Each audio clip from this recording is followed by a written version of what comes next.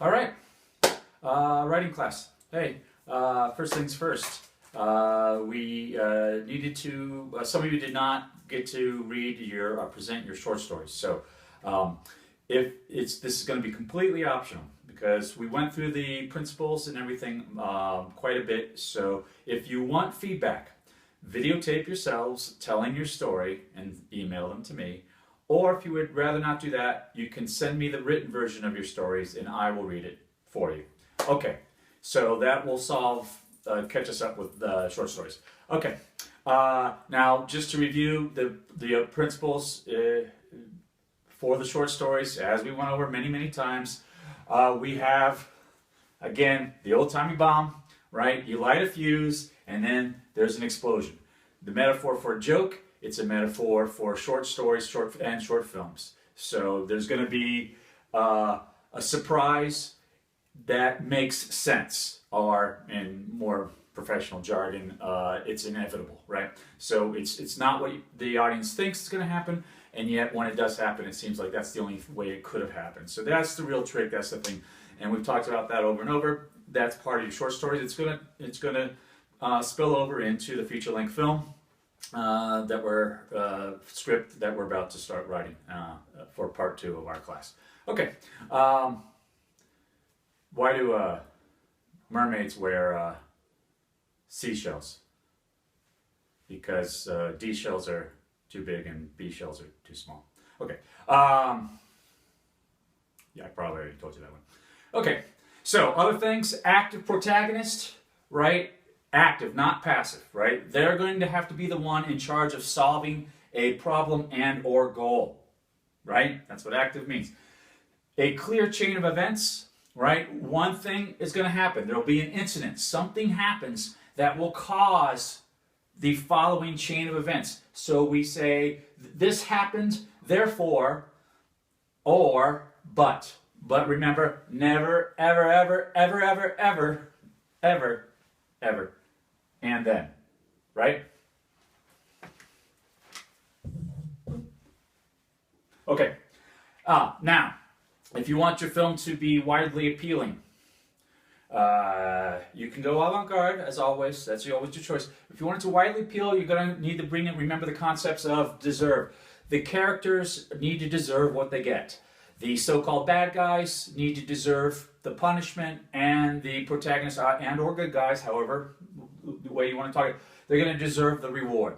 That's a critical part of feeling any kind of satisfaction to the story. If you look at all the classics like we did, they're always going to have that. Then the other two major parts are going to elevate it beyond cute and funny, like a joke, and there's lots of good short films that are very short and they're basically a joke and you go, ha, that was great and entertaining. The ones that are going to get you nominated for an Oscar, that's supposed to be an Oscar, are going to include everything we've talked about, plus we'll have the all-important character arc and a theme.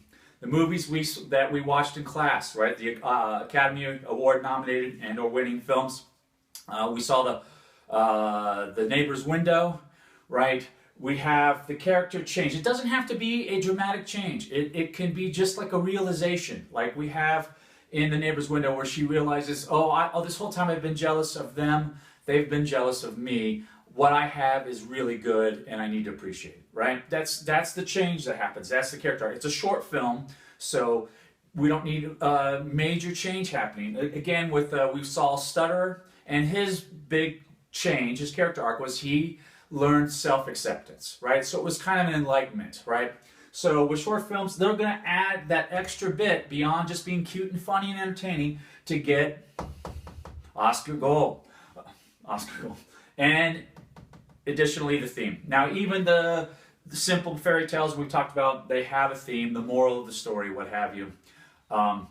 Make sure, if you're looking for something beyond just silly, cute, funny, you're going to have that theme. That theme's going to help you develop that story, right? What is this story really about? Often, this is the most important part. The other part, the plot, the above-ground journey, is not that important, and it's not going to be that different, as we know from all the stories that come before. What's really going to set it apart is the theme.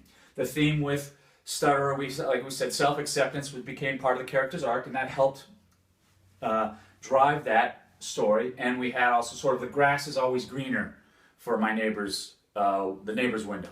Okay, that's part two. That's part one. Now on to part two. Okay, part two. So my apologies. Clap, that was probably loud. My apologies, by the way, for you guys getting a little bit of short shrift here. These videos are taking a bit longer than I had anticipated, and I was overthinking quite a few of them. This one's going to be pretty simple. I'm pretty much talking to my phone here and using the board, and I'm going to keep it short and sweet. And I'm going to stop touching my face, and I'm going to get down to the assignment, which is, I'm sure, one of the things you guys are wondering about. Where the heck is our assignment, Loomis? It's been over 2 weeks. Okay, here it is. Okay, so Blake Snyder. If you haven't gotten the book, get the book. Please. It's cheap. Find it used. Get it. We'll go over it, but it will help. This is a great opportunity to read a book, right? What else are you doing besides playing video games? Okay, so the assignment is you're going to write the log line, and Blake Snyder says the log line from hell, but a log line and a killer title. Now, the log line, otherwise known as your elevator pitch, like if you bump into someone that could finance your film in an elevator, or an actor that you want to be in the film, you want to be able to tell them in the course of an short elevator ride what the story is, reducing it down to 25 words or less. The other big idea is if you are, think of this, if someone's reading a review online and there's 20 movies to see, are now on your streaming, out of all those movies, right, what's going to get you to click on that movie or go to the theater?